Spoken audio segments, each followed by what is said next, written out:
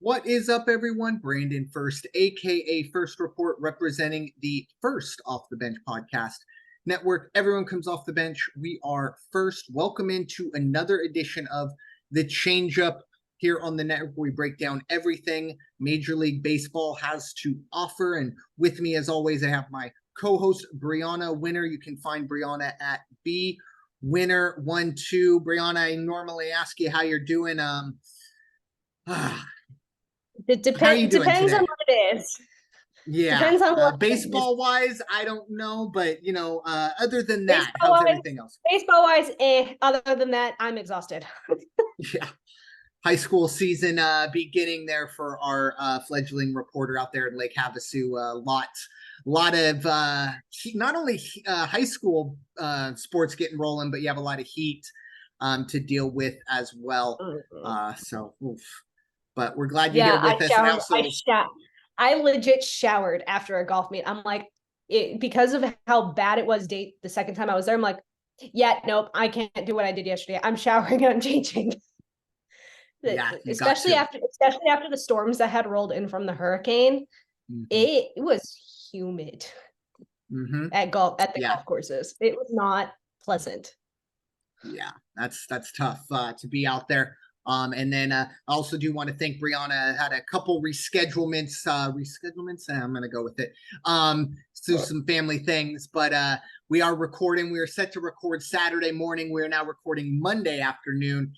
So keep that in mind going forward when we do our 3 ups, 3 downs. Things were a little different on Saturday, but we roll with the punches here on the network. So once again, I do thank Bryanna for being flexible with me and all of you as well.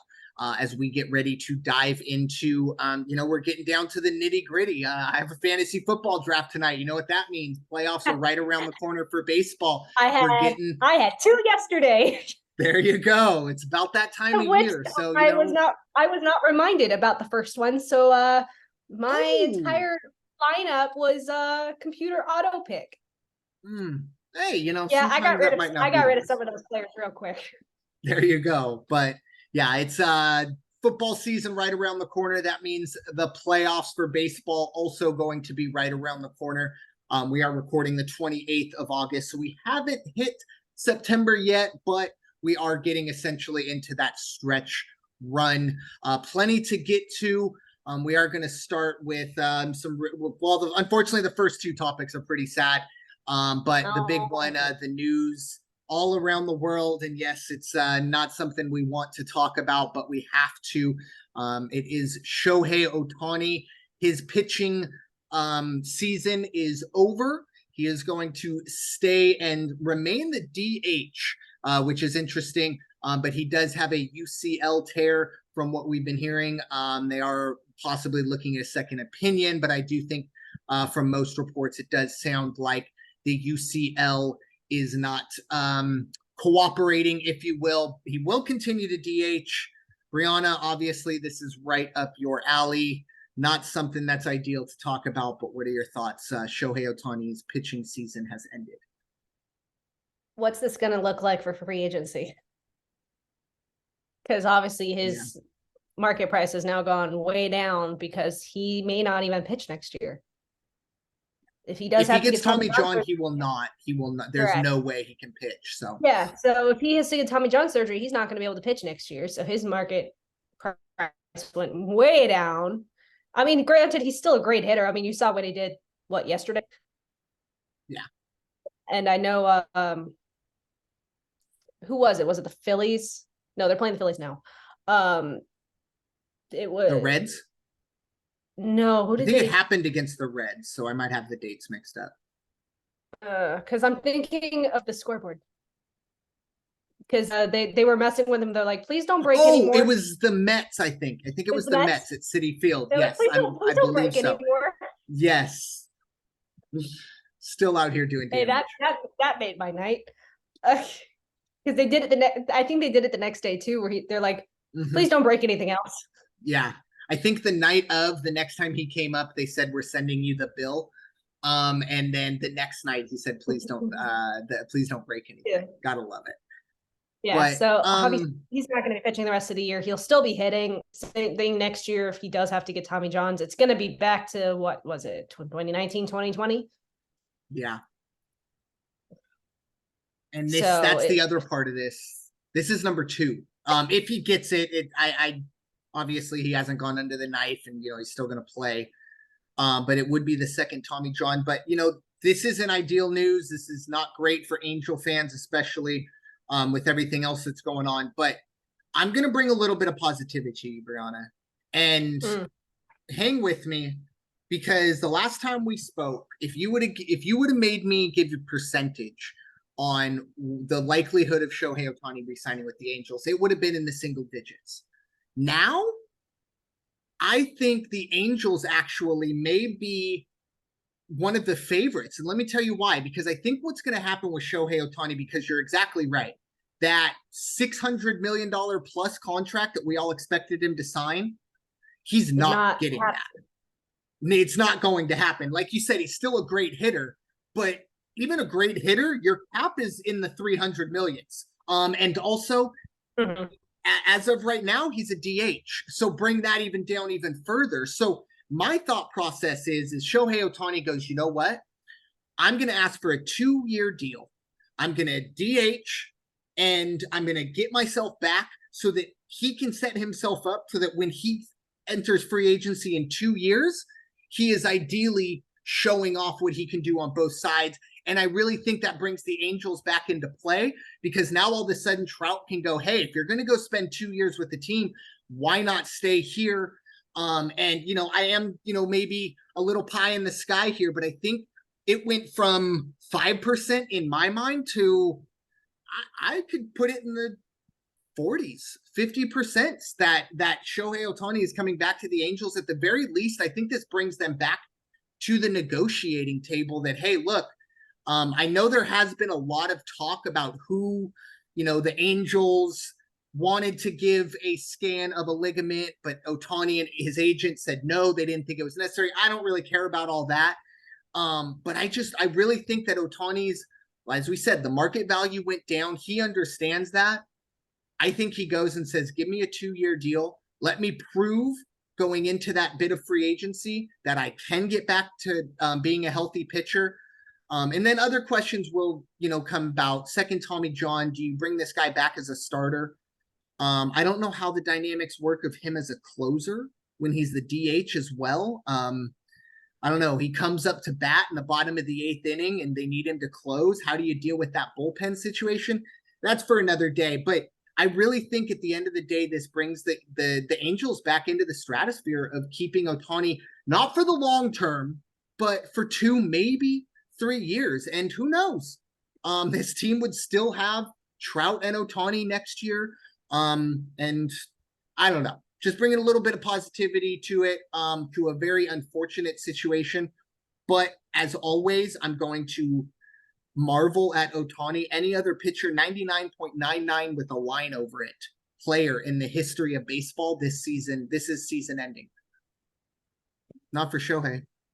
This is the type of guy he is. He can still go out there and probably win the home run title, even though technically he's been given a season ending prognosis. Incredible. So if the Angels had decided to trade him and this happened, what would have happened?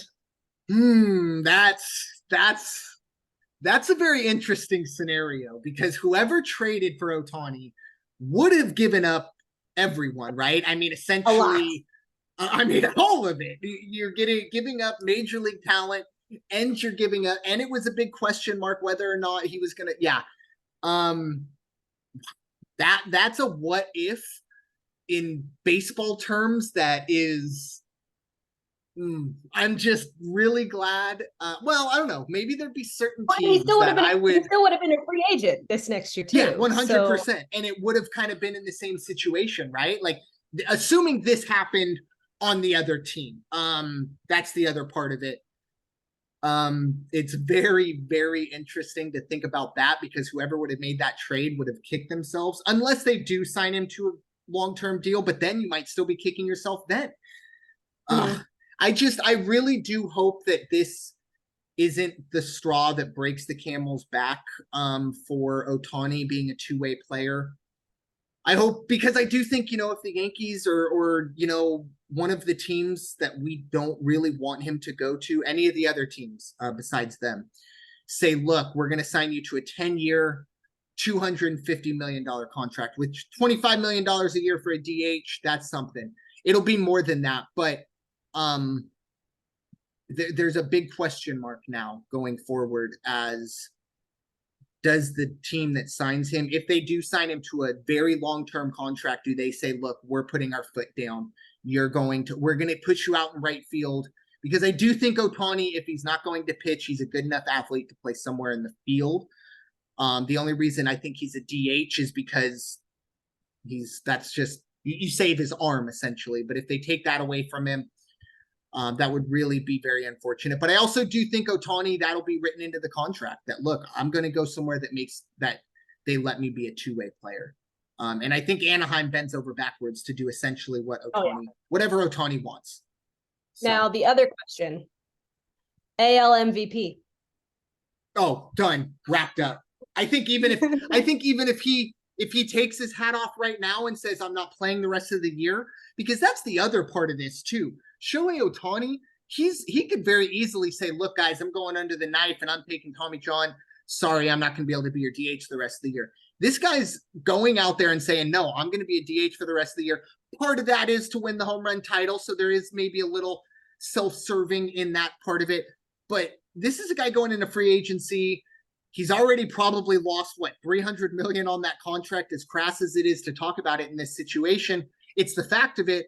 And he's saying, no, I'm still going to suit up for the rest of the year. Hats off to him for a team that unfortunately does not look like they're going to make the playoffs. Very, very good stuff there. But it's just really unfortunate. I got to say, but the AL MVP, don't even, I'm sorry. That was over. That was over at the All-Star break. I'm sorry. Don't you knew I had to ask it. No, 100%. But that's the biggest no-brainer, I think, in baseball right now is Shohei Ohtani. But at the same time, I will acknowledge... It was a no-brainer last year. But it was a no-brainer last year, and still Aaron Judge got it because he broke the records. In my mind, yes, it was a no-brainer. Aaron Judge has missed a lot of time this year.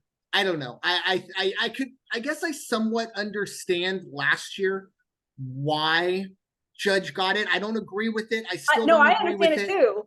I understand it too. You and I were just like, it should have been Ohtani, but I don't know if it was a no-brainer last year. Last year, I gave Judge like a 5% chance to win the MVP because of what he did.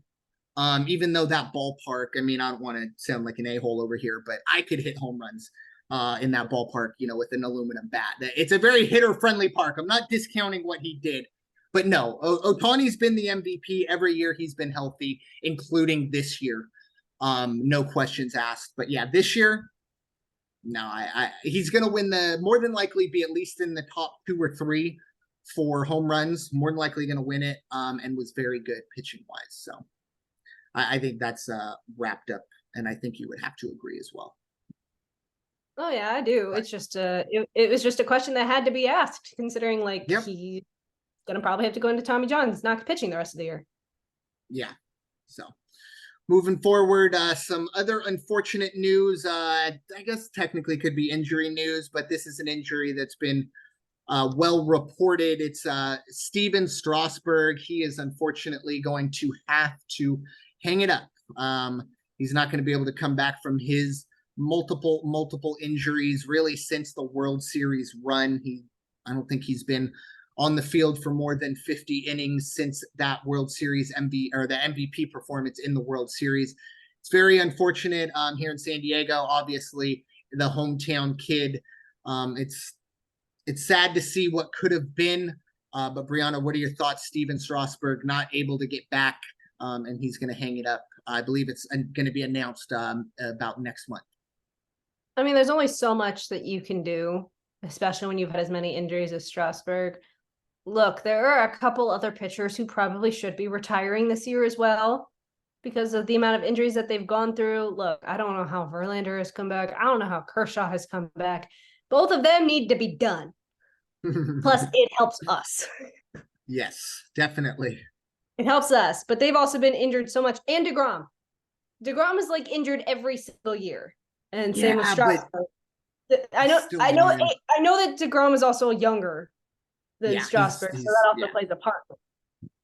So I mean, he was gonna have to retire eventually within the next 2-3 years. So if you know you can't come back, then just do it now. And it's still like not like he's not getting paid. Yeah, well, that's the other part of this. Read an article that the Nationals decided not to insure his contract, so that could also be a part of this. They're going to have to pay him. I don't know the exact numbers, but 25 million plus, I believe, until 2029. And for a franchise that's obviously in rebuilding mode, not ideal for them. But it is what it is. Obviously, for Steven Strasburg, I think he wanted to get back. There's no doubt about it. But I'm sure that the rehab and just the stuff that we don't see right behind the scenes, him working out 5 days a week, or not being able to pick up his kids or uncles. I don't know his marital situation, so I don't know if he has kids, but not being able to pick up younger loved ones. I can only imagine how tough that is. And obviously, he is still going to get paid, so good for him. But I think one of the biggest what ifs in all of sports, I think, I'll never forget his debut where he's throwing 101 back when 101 was not normal. Now, you do see more people hit triple digits, but when Strasburg did it, breaking out, it was definitely not par for the course. But best of luck for Steven Strasburg going forward, but not a huge surprise, I think, when it's all said and done. But moving forward, switching things up, get a little happy here. The Little League World Series wrapped up yesterday. And I did catch a bit of that game. And I'll tell you what, one of the more exciting, I was just very lucky to sit down at the times I did. I saw the Curacao home run and the El Segundo walk-off home run, but it was the kids out here in Southern California, El Segundo, California, taking down Willemstad, Curacao to win the Little League World Series. California, another Little League World Series. Great stuff there. And it was a fantastic game, really well played. It was 5-5 going into the bottom of the sixth till I forgot his first name, but Lope, I believe, is his last name. Hits was it Louis, like Louis Lope or something? Lope, thank you. Yeah, I wanted to say Logan Lope, but I'm thinking Logan. Oh, that I know. Lope. Yeah, so I knew I wasn't there. So anyways, but Lope, yeah, or I might be mispronouncing it, but a huge home run. And I will say this, one of the biggest sportscaster curses I've ever seen. I don't know who the announcer was, but he goes, Curacao has not given up a home run this entire tournament. And I remember thinking, that is not the time. I mean, literally the next pitch, boom, it was a no-doubter. I don't know if homeboy just wanted to make it home, had a flight to catch. But yeah, a great run from Curacao, who actually took down Chinese Taipei. I actually saw that game, the baby Ohtani. I'm not even going to try with that young man's name because I don't have it in front of me, and it's not something I can come up off the top of my head. You can find baby Ohtani.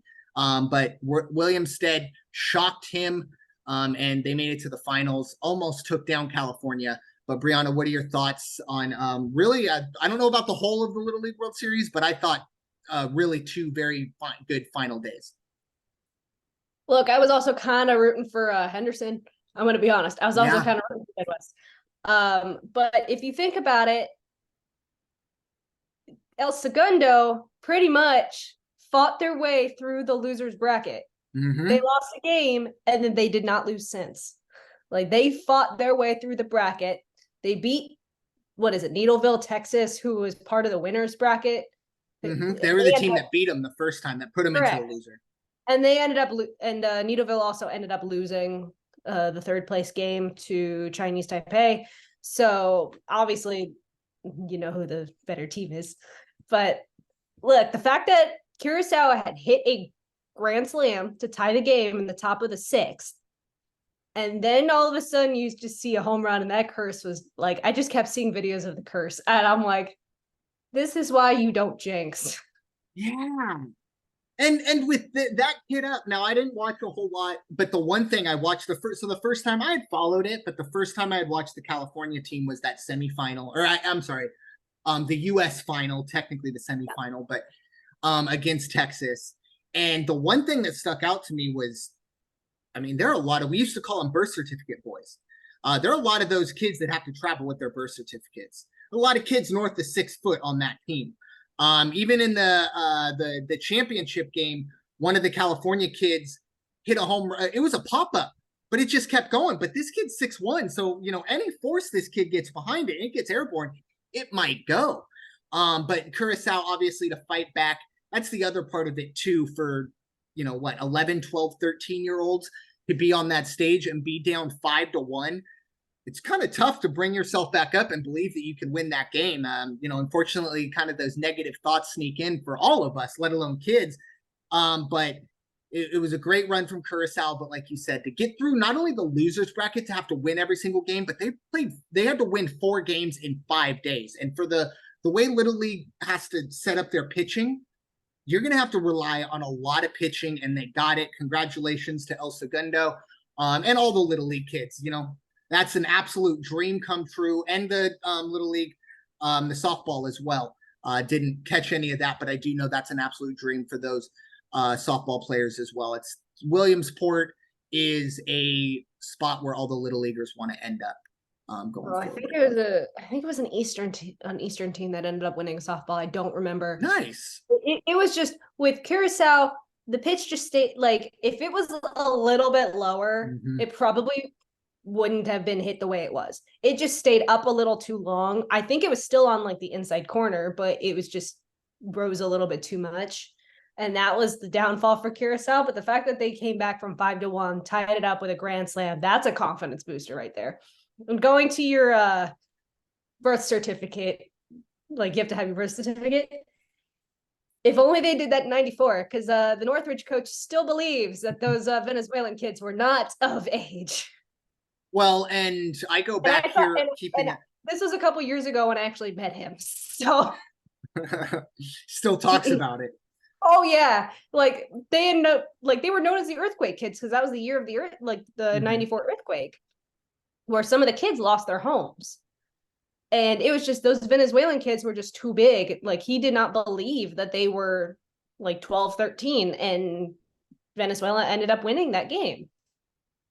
Yeah. And I mean, it happened here to there was an Oceanside team, I want to say in the early 2000s, Oceanside, California, and they went up against Danny Almonte, who was like 6'2". He was throwing 80 plus, and everyone was like, that kid doesn't look like he is at the correct age. And of course 3 or 4 years later did actually come out about that. But that's definitely the dark side of it, no doubt about it. Really unfortunate, but I think overall, obviously I would assume all of those California kids were of age, but they were just big. They were big old kids, but they are the champions going forward. I'm not throwing any this is a very different generation, and yeah. I obviously Nebraska.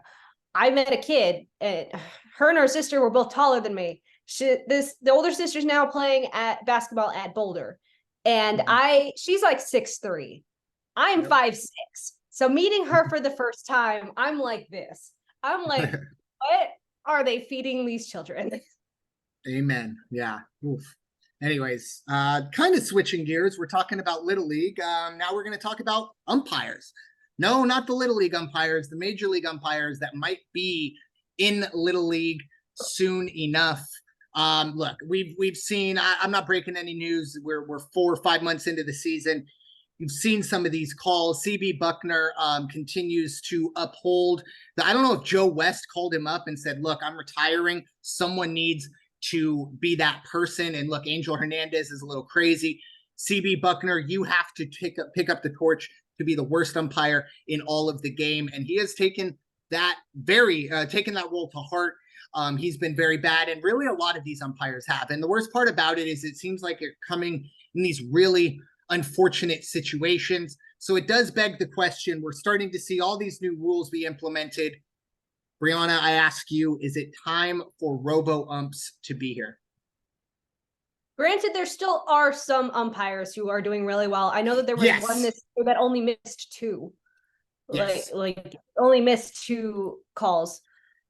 And I don't know if you saw, Angel Hernandez is still trying to, like, that case is still going in regards to him umpiring the World Series. He needs to just give up. Like, he's bad. He just needs to give up. His lawyer has to be his only fan. Like, I'll be honest, his lawyer's like, yeah, sure, let's go back. Sure, you want to appeal it? Fantastic. Clock in. Let's go. Anyways, continue. Sorry. Look, we already knew Angel Hernandez was blind as a bat. But for some of these umpires, they're missing 90% of these calls. And it's just really bad. And it's making it so nobody wants to be there. Nobody wants to watch. And I know that, I believe the Robo-umps have done well in the, AAA level so far. So I honestly, if it's going to keep going the way it's going, we need the Robo-ump sooner rather than later. 100%. And this is still a question, and I haven't done the research, so it's not like it's not out there. I'm sure there is. But my big question in terms of the Robo-ump and when they do bring it up and what even they're implementing at AAA is, what is a strike? And I know that sounds kind of crazy, but like, we see now on TV, they have the box there and it'll light up if it nicks the corner. Is that a strike, or are we talking majority of the ball in? I don't know. Obviously there do need to be some things ironed out. And I do think a lot of people may be a little surprised at what will then become a strike and what won't come a strike. And another thing that I really do like the AAA system or level is I think it's 1 challenge per at bat. You can essentially, I think they just tap the head. I don't know if that's a AAA, but I've seen it. They just tap their helmet, and kind of like in tennis where, they show the trajectory of the ball and where it, and okay, so the hitter can see it went right there. All right, you can't really argue that. So we'll see if that's implemented as well. But I think something that does need to be done. But you are right, and I don't want to throw all the umpires under the bus. It is a select few, and it is very difficult. I am not somebody that's sitting there saying, oh, I can go do it, especially with all the movement. But I think it has to be better.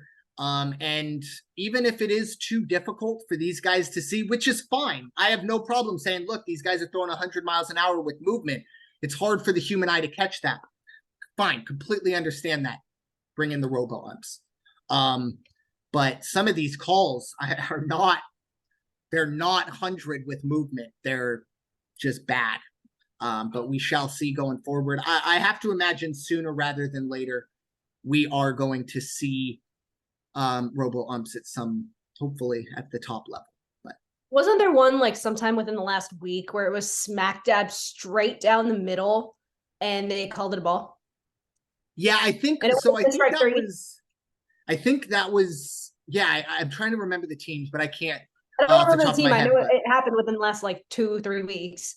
So, and then what happens is a lot of times you'll see players get thrown out on calls that are technically strikes, but it's like the umpire has lost all credibility, right? Like that was a really good borderline pitch for the pitcher or batter or whoever in this situation, but you just automatically think, well, CB Buckner's missed calls all game. He definitely missed that one. So like I said, I think it just kind of destroys the credibility with the umpire going into the 8th inning. Hey, you know what? He got that call right. It was on the border. You just assume he got it wrong because, well, he's got plenty of them wrong. So how can you doubt him? But we'll see going forward if we do see Robo-umps at the major league level. But I am all for it now. I've definitely come a long way from that. But with that being said, we do kind of have to get back into the sadness. We do have the winner's circle. For the record, I did give Bryanna the option. We could have skipped this, but the professional that Bryanna is, she said, nope, it's not going to be very long and it's not going to be very positive, but she's got the winner's circle for us. Bryanna, the floor is yours. Oh, before I do, I've sent you screenshots of my 2 fantasy teams. I did see. All right, I'm going to dive in here in a bit or I'll get so distracted. But anyways, continue. Team 2 is the one that I ended up making changes to. So pretty much the Angels are out of it. There is no way they can make it into a wild card spot. They are too far back. Look, I understand why Trout wanted to come back, but if your hand is in an insurmountable amount of pain while you're in batting practice, don't come back yet. He came back, and then he immediately went back onto the IL because of his hand. Obviously, we talked about Ohtani, so I don't need to do that. And then recently, Chase Silsa took a throw to the back of the head. That was nasty. That was within over the weekend too. And look, he obviously should have been looking, but at the same time, I believe it. Oh God, I think it was the first baseman. I don't know who's playing first that game. It might have been Drury. I don't know who it was, but they were trying to pick off the player at third, and it just hit him smack dab in the head, and the run scored. Look, you don't want to see it. And pitchers should always be looking at whoever has the ball no matter what, because they are in the middle of the diamond and they can get hit at any point in time, whether it's from a line drive, which obviously we have seen all year because many pitchers have gone down from line drives. Or in this case, this is the first time I've seen this happen this year, where his own teammate hit him in the back of the head by a throw. Yeah. You got to hit the deck as a pitcher. You got to be on the grass. Hit the deck. When the ball is going first to third, you got to be on the ground. I understand him needing to back up third. Like, I get that, and that's normal to happen. But if you are in the middle of a play, knowing full well the ball is over at first, and they're trying to get the guy at third, hit the freaking deck. You will get otherwise. Hit the deck. Yeah. And I also believe that's probably your left fielder's backup in those situations. Because it was a pickoff, right? So pitcher technically started that play on the mound, so it's hard for him to go all the way around. I just think in those situations, and I'm not placing blame on anyone, the throw, but yeah, I think in those situations you got to be on the deck or at least in a kneeling position. It's very unfortunate. It was tough to watch, honestly. So now going into what's up next, they are currently down 5-3 in the middle of the sixth against the Phillies, who are the home team. Unfortunately, they're gonna play Philly until pretty much the end of the month, so 4 games, and then they thankfully got a reprieve over the weekend when they go to Oakland. That's about it. Yeah, your turn to vent. Look. Coming into this podcast, I knew it was going to be a little down. I knew Bryanna was going to be a little sad, and it was going to not be very positive for good reason. So I was hoping maybe the Padres would be able to pick up that torch. They haven't, not even close. But I'm going to try and keep things positive. So instead of talking about the Padres in full for the main part, I'm going to start with the Padres and then focus on one player that I want to be very, very positive about. But first 30 seconds, going to be very negative. The Padres are terrible. They just finished getting swept by the Milwaukee Brewers, in which they gave up 5 runs in a single inning in all 3 games. The pitching hasn't been very good. Yesterday, Sunday the 27th, Padres pitchers walked at least 9 batters. They may have walked more. I turned the game off after the 9th batter was walked. Excuse me. Currently, the Padres are 61-70. They are a cool 8 games back of a wild card spot, 20 games back of the division. They're not out of it because the rest of the National League, it's still somewhat there, but it is getting very close to being the end. With that being said, Padres, they're done in my mind. They're not going to make the playoffs. Whatever. Fine. Let's be positive. Ha-Sung Kim has turned himself into not only one of the best defenders in baseball, but one of the best overall players in baseball. Now, unfortunately, when Ha-Sung Kim is your MVP, you're a 61-70 team. And that's not a knock on Ha-Sung Kim. It's a knock on the players that should be the MVP of this team. And I will give Tatis a little bit of a break. Took him a little while to get back because of, obviously the suspension, which isn't great, but I'll give him a little bit of a break there. Bogarts, Machado, Soto for a bit. Soto's been better, but we're not seeing Washington Nationals Soto yet. Those 3 guys, they were the ones that were supposed to be, one of those three needed to be the MVP. Unfortunately, it's fallen on Ha-Seong Kim to be the MVP, and he has taken that mantle. I am so proud of what this kid has done because I have somewhat of a special relationship, not really, but when COVID hit, Major League Baseball didn't play for 3 months. So I was watching Korean, the KBO. I was waking up every morning. Well, I recorded the games at 4:30 in the morning, and then when I woke up, because there was nothing else to do, I watched Korean baseball. And one of the teams, I've already forgotten which ones, but Ha-Seong Kim was the MVP of the KBO that league. So I saw Ha-Seong Kim play in Korea before he came to the Padres, and to see his progression from year one in the States to now year 3, it's incredible. If he doesn't win a Gold Glove, it's a criminal offense, and everyone involved needs to be thrown in jail for the rest of their lives. And I'm only being a little dramatic. But once again, just wanted to bring a little positivity. Padres suck. There's not really anything else you need to say.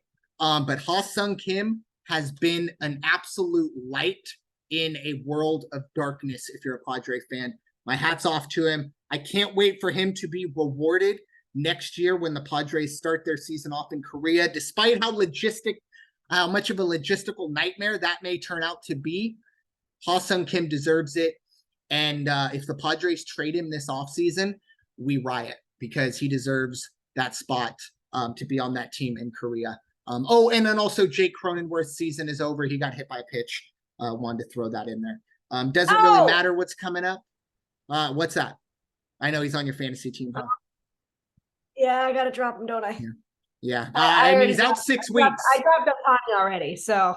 Yeah, you got to drop Cronenworth, unfortunately. And, blame the Brewers pitcher. Kim was with the Kiwoom Yes. Heroes. Yes, Kiwoom. I thought it was Kiwoom. I'm pretty sure I have officially butchered that. I am going to fix my fantasy team now. But yeah, it's Jake Cronenworth going down is very, very unfortunate, but he was definitely struggling this year. So, not a whole lot there, but what can you say? Padres, we'll see you next year. But anyways, with that being said, time to turn things around to be a little bit positive, then go negative, positive again, and then negative, blah, blah, blah. It is time for our 3 up, 3 down segment of the week. Bryanna gave you the honors of getting a little positivity into things. What's our first up of the week? How about you two? Well, I can't drop Cronenworth at the moment because so I can't drop him yet. Oh, and my internet's unstable. Great. Okay. I'm going to do this fast. First up, Seattle. They are 1 game up of Texas. When I wrote this, they were tied. They are 9-1 in their last 10, and they are currently on a 3-game streak, and they came out of freaking nowhere. Because they were 4th for quite a while. Mm-hmm. They were an afterthought. It's like how they ended last season, except this time they are all the way at the top and not just a wild card. Granted, that still could change, but they don't have to deal with being a wild card at the moment. Yeah, that whole of the American League West is looking like it's going to be a crazy run to the finish. And like you said, similar to last year, Julio Rodriguez, I think, set a record 17 hits over a 4-game span. Those are video game numbers. But yeah, that team's clicking at the right time.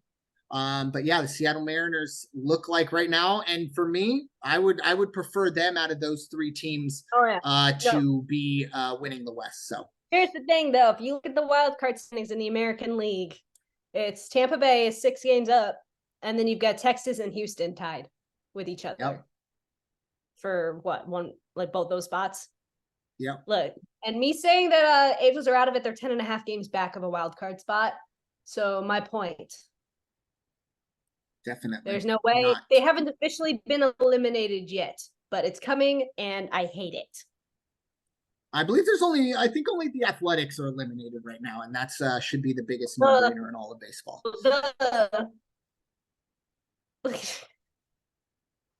It wouldn't surprise me if Kansas City gets eliminated within the next 2 days. Yeah, at some point. But my first down of the week, full disclosure, my downs, the Rangers should be on this list. But you know what? The first 2 downs, I wanted to put a smile on Bryanna's face.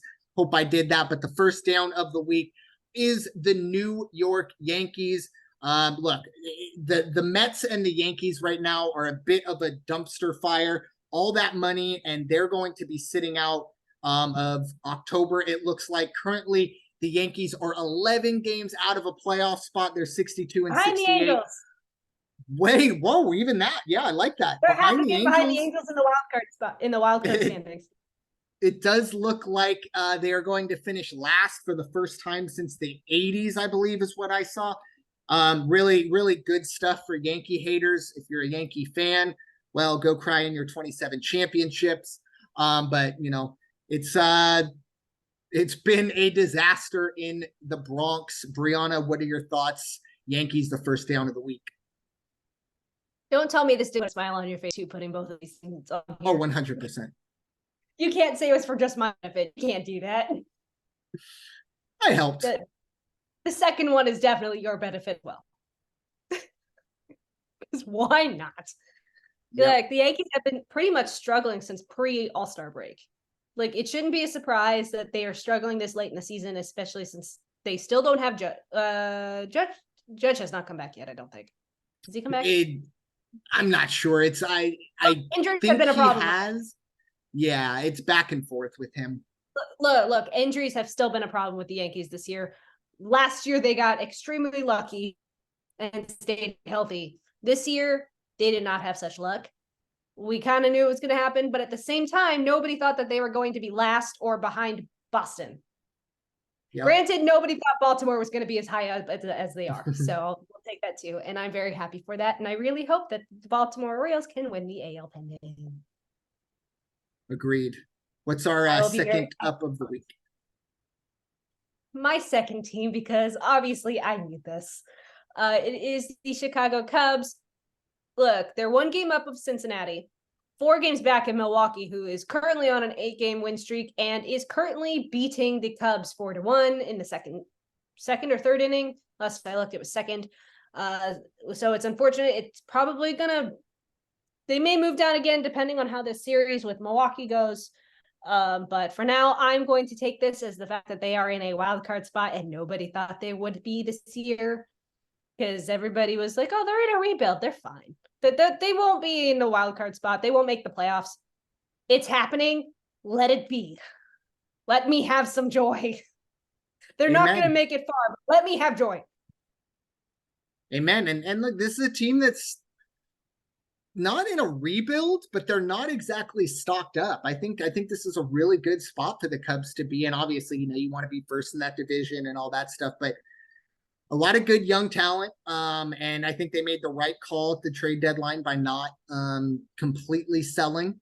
Maybe would have liked to bring a player in or two, but they weren't on, the massive streak that they were after the trade deadline. But really, really interesting to see the Cubs there for a team that I was surprised to see competing at this point in the season, like most of us. But moving on to the second down of the week, it's been previewed.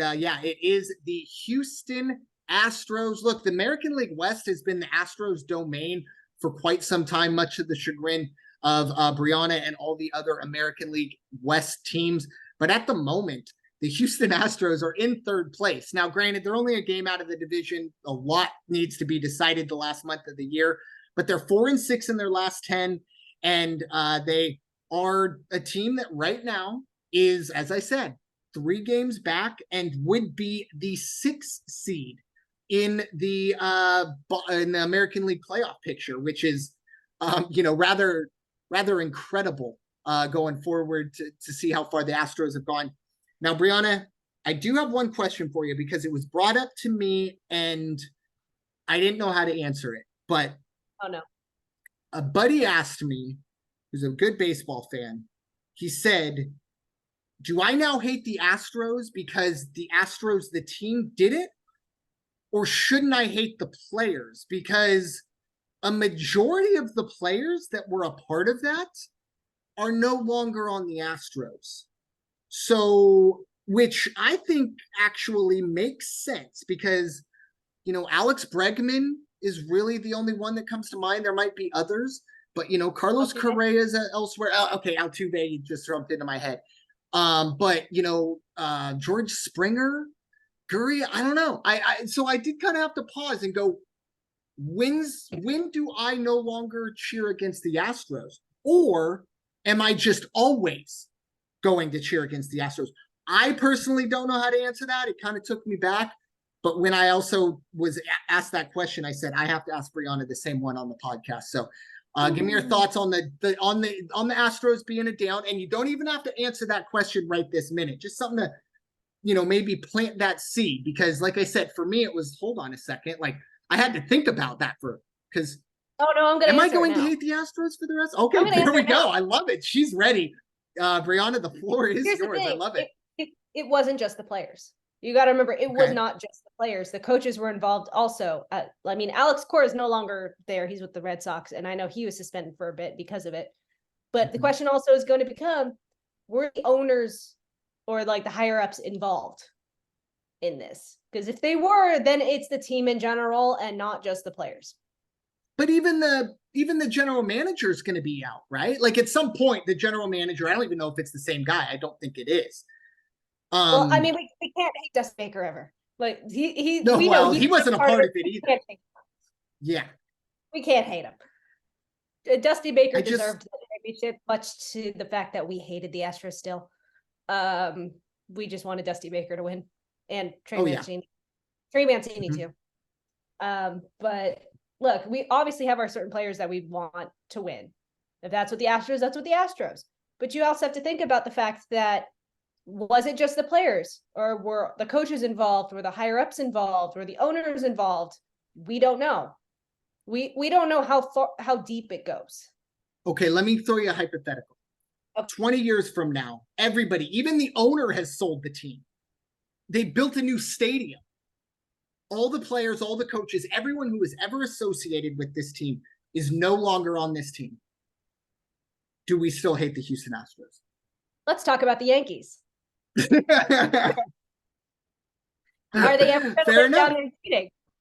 Fair enough. No. Fair enough. All right, I like that. Actually, I like that answer. You were not expecting me to come back with that, were you? No, I like that. But those are the things that are going through my mind, and I appreciate you for bringing that up. Like, yeah, you know what? Hate can last, but at some point, maybe I do wonder, because George Springer is the toast of the Blue Jays and all that stuff, and I'm like, hold on a second. He was a part of that too. Correa's kind of a villain for different reasons. But also think about the fact that some players spoke up. And didn't agree with it. Some players actually ended up speaking up. And obviously, like, you're not going to hate on those players because they wanted to do what was right. But again, think about the Yankees. Have they even gotten past their cheating scandals from years past? And people still hate the Yankees. Well, I hate the Yankees for different reasons, but I know, but I mean, you understand what I'm saying. Yeah, I do understand, and that is a good point. And the other part of it too, I mean, technically, the Astros never got any punishment for their cheating. Technically, the Yankees didn't either, and they did essentially. Some would say, because I think Major League Baseball kind of kept this under wraps because the Yankees are the baby for the golden franchise. Might have been worse, but that's for a whole nother day. But I just wanted to give you that little hypothetical going forward. I don't know if you want to dance on the grave of the Astros being on the down list any further, or we can give our third up of the week. It's up to you. No, I'm gonna mention stuff. Although you just were not expecting me to answer that quickly and to bring up Yankees. Yeah. So I get perfectly. Look, if you're looking at scores from today, it's not. Look, everybody's gonna go a game back because we're pretty dang sure that Seattle is going to beat Oakland. Like, they've got Oakland for this series. At this moment, the Astros are tied with the Red Sox. At this very moment, the Rangers are losing to the Mets. So things are obviously going to be changing, whether or not Houston's going to move up into second. I hope they lose to the Red Sox, but we still never know. So I mean, I would love for them to actually just get bumped out of a wild card spot. And I think most people would love to see them get bumped out of a wild card spot, bring new teams in. But it's baseball. You can't predict what's going to happen in baseball, especially with how the scores are at this very moment. Especially because the Cubs are currently losing 5-1 and not very happy. Blue Jays should win their game. Twins and Guardians. It's a 1-run game in the third. We'll never know. Like, for example, your Padres should beat the Cardinals. Keyword there being keyword being should. My point. Keyword being should, but you're saying that they're not. So again, anything can happen. Yep. Now I'm gonna move on. The last up again, made this on Friday, is Arizona Diamondbacks, who have moved up into second. Look, when I wrote this, they were on a 6-game win streak. Obviously, that streak ended on Saturday. Thank you very much, Brandon. They fell to Cincinnati on Saturday in 11 innings. Look, they're not going to be able to catch the Dodgers, but they are currently in a wild card spot. Unfortunately for them, and probably a positive for the Giants, Arizona is currently facing the Dodgers this week. Like this series, they are playing the Dodgers. So we'll see what happens, because it's probably going to change, especially since the Giants have the Reds. Yeah. They're not too far away from me. Yeah, the Diamondbacks have been a great story. They really, really struggled post-trade deadline. Maybe one of the worst teams, at least worst contending teams in baseball. They've righted the ship, which I think is great. Obviously, like you said, they're probably not going to catch the Dodgers. But, I prefer the Diamondbacks over the Giants to make the playoffs, which is a perfect segue, as I don't know if it was Sir Isaac Newton's, one of his theories, but if, something must go up, another something must come down. Gravity. And if thank you. Yeah, gravity is, but I wanted that to be more eloquent. But anyways, we have the Diamondbacks moving up, well, at the expense of my third and final down this week. It is the San Francisco Giants, obviously a team that, at the beginning of the year, if you would have told them they would be 67 and 63, they would have felt really good about that. Unfortunately, they're 3-7 in their last 10 and have really kind of given second place back to the Diamondbacks. Obviously, for the Giants, Gabe Kapler, really good coach, really good manager, but they're going to have to kind of rely on that pitching staff, and it does seem like maybe that's starting to falter down the stretch, but still a whole month to go. Still very much right in the thick of things. Still trying to run down Arizona, but this is not the time you want to be on this list. Bryanna, what are your thoughts about the Giants? I mean, they're still a game and a half back. Again, that could change within the next 3 games because the Dodgers, again, have Arizona. So obviously things are going to change within the next couple of days, depending on who wins each of those games. Who knows? San Francisco might end up being in second again by the end of those 3 games. Granted, they need to beat Cincinnati, who obviously was one of those teams that did really well at the start and fell very flat on their face. And let's not forget how badly they lost to the Cubs every single game this month. It was very fun for me. But obviously, we kind of predicted San Francisco to be either second or third in the division. So it did. They're pretty much right where we projected them to be. It's Arizona that we didn't expect to be where they are. Yeah. Arizona screwing things over. Yeah, well, I mean, it would not be the best situation. I was really hoping Arizona was going to be good enough to keep the Dodgers at bay, but that was probably way too much. Yeah. They held on for the first half of the season. I said, that's good. That shows what they're capable of. Yeah, exactly. But for them to, my biggest, I guess, surprise out of them was they didn't kind of crumble. Like, in the early parts of August, this team very easily, a very young team, could have been like, oh, well, we weren't expected to do much. That was a fun, spring, early summer, but it's not going to be. Well, they picked themselves back up, got themselves back in the right lane, and they're looking like a playoff team. And it's obviously not going to be the Padres, so it could be worse teams to take up that mantle. So best of luck to for the Diamondbacks going forward. We'll see if they can hold on to that second or third spot, hold off the Giants going forward. They'll definitely have my rooting interest against the team from San Francisco. But with that being said, Bryanna, any final thoughts for this episode of the Changeup? Not at this time. I've said everything I've needed to say. Perfect. Yeah, for me, obviously, just be safe out there. It's hot, we're pretty much wherever you are, I'm sure. Just sitting here, obviously, if you're watching, you can tell I'm not in my normal area. I'm doing some house sitting, and my goodness, this might be the hottest house I've ever sat in. I have 2 fans on me going full blast, and I am almost sweating through this shirt. So just reminder to stay hydrated, stay cool, make sure that, you get through, at least here from Southern California. September and October always seem to be the hottest. So make sure you hydrate, make sure you're staying safe out there. We survived the hurricane. Make sure we can get through the rest of summer. But with that being said, thank you all so much for listening to this episode of The Changeup, presented by the First Off the Bench Podcast Network. Everyone comes off the bench. We are First. It's time for y'all to go wash your hands and stop hating everybody. We'll talk to y'all very soon. Take care.